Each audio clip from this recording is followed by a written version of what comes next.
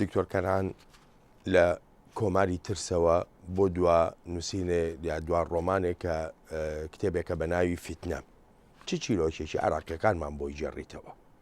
أنا قضيت أكثر من 30 سنة من حياتي. زیاتر لە 30 ساڵی تەمەنم بۆ نووسین و هزر تەرخان کردووە و کارم دژی دیکتاتۆریەت کردووە. هەموو کتێبەکانی پێشوم بێ لەم کتێبە نوێم فیتنا بە شێوەی جیاواز باسم لە سەروەختەکانی دیکتاتۆری کردووە و هەروەهاش بەرەنجامەکانی داگیرکردنی کوێت. بەڵام لەم ماوەی ڕابردوودا بە تایبەتیش لە کتێبەکەمدا دڵڕەقی و بێدەنجی کە لە ساڵی 1930 چاپکرا ئاگاهیم داوە بەو سەرکردایەتیە نوێی عێراق دەست بەجێ لە پاش کەوتنی دیکتاتۆر دەچەند دەسەڵاتەوە و بە تایبەتیش پێکاتەی شیعەکانم ئاگادار کردوێتەوە لەوەی ڕەوشی نوێ ینی بەرپرسایەتی نوێ و بەرپرسایەتی گەورە نەک هەر بەرامبەر بە عێراق بەڵکو بەرامبەر بە شیعەش هەر بۆیە پێویست بوو بیرکردنەوەکانی خۆشیان بگۆڕن. ئەگەر یارمەتیم بی لێرەیە حەزەکەم ئەوە بپرسم کەم و کوڕیەکە لەکووا بوو کەم تەرخەمیەکە لەکوێی شیعەکانە بوو کە ڕەوشی عێراقی بەم شێوەیە برد؟ التقصير کەم تەرخەمیەکە ئەزانی یەکەم پرسیاری گرنگ لە ڕۆژی کەوتنی دیکتاتۆردا لێم کرا سەبارەت بەوە بوو من چێم لە ڕووی سیاسیەوە ئایا من عێراقیم و داکۆچی لە هزرێک دەکەم کە ناو دراوە عێراق لەو کاتەدا هیچ شتێکی ترمان نەبوو بێژگە لە عێراق یان ئەوە تا بەدڵ و بەجیان ئیشی بۆ دەکەیت یان ئیش بۆ پێکاتەکەی خۆت دەکەیت و سیاسەتیش دەکەیتە شتێک لە پێناو بەرژەوەندی خۆتدا ئەوەی کە ڕوویدا ڕێبەرانی نوێ عێراق هزی عێراق هەنگرتە دەست و فریاندایە ناو زڵبڵدانەوە و ئەنجامەکەشی دروستکردنی سیاسەتێکی تایەفی بوو لەسەرەوە لە سیاسیەکان خۆیانەوە کە تا ئێستاش بەردەوامە و ئەنجامەکەشیەوە بە دڵنیاییەوە شتێکە پێی دەگوترێت پەرپەتبوونی عێراق.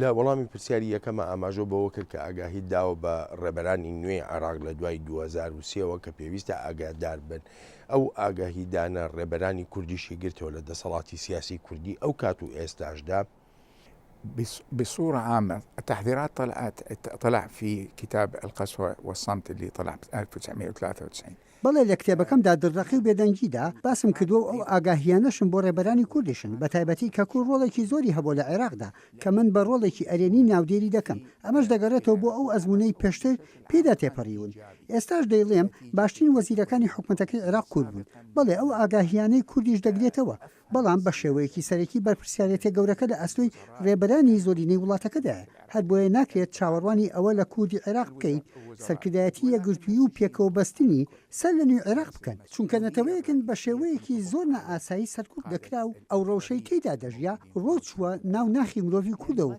هەروەهاش ماناکانی کوردبوون لە پێش ئەنفال و پاش ئەنفالیش ئەمانە کاریگەریان هەبوو بەسەر ناسنامەی کوردیشەوە ئەرکەکە بۆ من بنیادنانی عێراقێکی نوێ بووە کە بۆ نمونەی کورد بەخواستی خۆی بێتە ناوە و ئەگەر ڕێبەرانی نوێ عێراقیش نەیانتوانی دڵنیایان بدەنێ بۆ ئەو بەشداریە ئەوە بەڕای من مافی خۆیانە داوای تەلاق بکەن بەڵام ئەو تەلاقەش سەختی خۆی دەبێت بەرپرسیارەتە گەورەکە لە ئەستۆی ئەوانەدایە لەسەر کوردکراوەوە بوونە تا فەرمانڕەوە هەر بۆیەش بە هیچ شێوێک ناکرێت چاوەڕێ ئەوەت هەبێ لە کورد یان لە سونەی عێراق ترسونی گەرانیان نەبێت و بە ئاگاهیەوە سەر و سەودا نەکەن چونکە نازان ئایندە چۆن دەبێت لە دەمێکدا بۆ سەرکردە شیعەکان ڕەوشەکە تەواو جودایە و دەزانن کە هەڵبژاردن زۆر ترایەتی و باڵادەستی شیعە دەسەپێنێت بەبێ ئەوەی بیر لەوە بکەنەوە سنگفراوانی و دەستدرێژکردن بۆ یەکتر گرنگترین ڕواڵەتی گواستنەوەی لە قۆناغێک و بە قۆناغێکی تر. لە 2023 عراقیەکان لە دەست جەوروستەمی سەدام حوسێن ڕزگاریان بوو بەڵام کەوتنە ناو قەیرانی ئاینزایی و قەیرانی تایفیەوە وەکو جەنابیشت ئاماژە پێکرد ئێستا عراق لە بەردەم ئازادکردنی مووسڵایە زۆر لە چاودێر ئاماژە بۆ دەکەن قۆناغێک دێتە ئاراوە پێی دەڵێن قۆناغی دوای مووسڵ چی پێشبینی دەکەی؟ العراقيون لم يحررون أنفسهم. دەمەوێت سەرەتا شتێک بڵم کە عێراقیەکان خۆیانیان لەدەست سیستمی دیکتاتۆری ڕزگار نەکرد بەڵکو ئەمریکا عێراقی لە دیکتاتۆریەتی سەدام ڕزگار کرد خەڵک زوو شتی بیر دەچێتەوە مەبەستم لەگەلی عێراق نییە بەڵکو لە سەرکردە سیاسیەکانە ئەوانەی دەیانەوێ ڕەوایی بە خۆیان بدەن و شایستە نین هەمویان شکست خواردون بە تایبەتی سەرکردە شیعەکان و لایەنە ئیسلامیەکان ئەگەر هات بە ئەمریکا بە هۆکاری تایبەت بە خۆی نەیویستایە دیکتاتۆر بڕوخێنێت ئەوە ئێستاش عێراق هەر لە هەمان ڕۆژدا دەمایەوە دێمەوە سەر پرسیارەکەت لەبارەی مووسڵەوە ئەمڕۆبوونی داعش لە مووسڵدا گرنگ نییە داعش چیرۆکێکی ڕابردووە داعش بەرەو تاوابوون دەڕوات لە عێراقدا و شەڕی گەورەش لە سووریا بەڕێوەیە ئەوەی بەر لە هەموو شتێک لێ دەترسن داعشی ژمارە 3 و 4 و 5 بە ناوی ترەوە یانیش خراپتر لە داعش وەک چۆن ئەم داعشە خراپتر بوو لە ئەلقاعیدا. داعش بەرەنجامی ئەو ململانێ تایفیەیە کە دەستەبژێری سیاسی لە ناو دڵی عێراقدا چاندی. ئایا بۆ سبەی داعشێکی ترمان دەبێت یان نە؟ ئەمە دەکەوێتە سەر چۆنێتی ئازادکردنی مووسڵ ئازاد دەکرێت. هیچ گومانێکی تێدا نییە کە مووسڵ ئازاد دەکرێت. هەرچەندە بەڕای من نابێت پەلە لە ئازادکردنی مووسڵدا بکرێت. ناخوازم ئەندیشەکان پەلە بکەن بەهۆی ئەوەی لە بەردەم هەڵبژاردندا، چونکە پێویستە ئامادەکاری بۆ ئەگەرەکانی پاش ئازادکردنی مووسڵ بکرێت. ئێستاش قسە لەسەر دانیشتوانی ناو مووسڵ دەکرێت چۆن بەرەنگایی داعش دەبنەوە. پێویستە پشتیوانی لەمە بکرێت و هزار جار لەوە گرنگترە هێزیتر لە ناوچەکانەوە بەری بووە.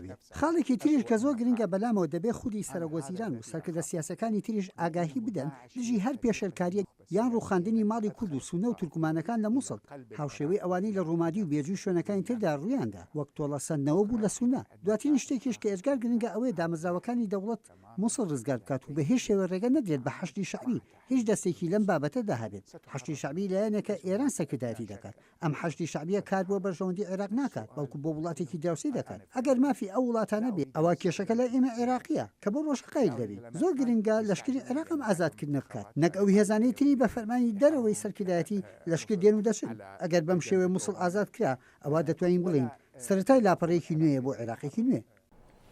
دکتۆر کەنعان زۆر سپاس دەکەم. ئەشکۆرەک. زۆر سپاس.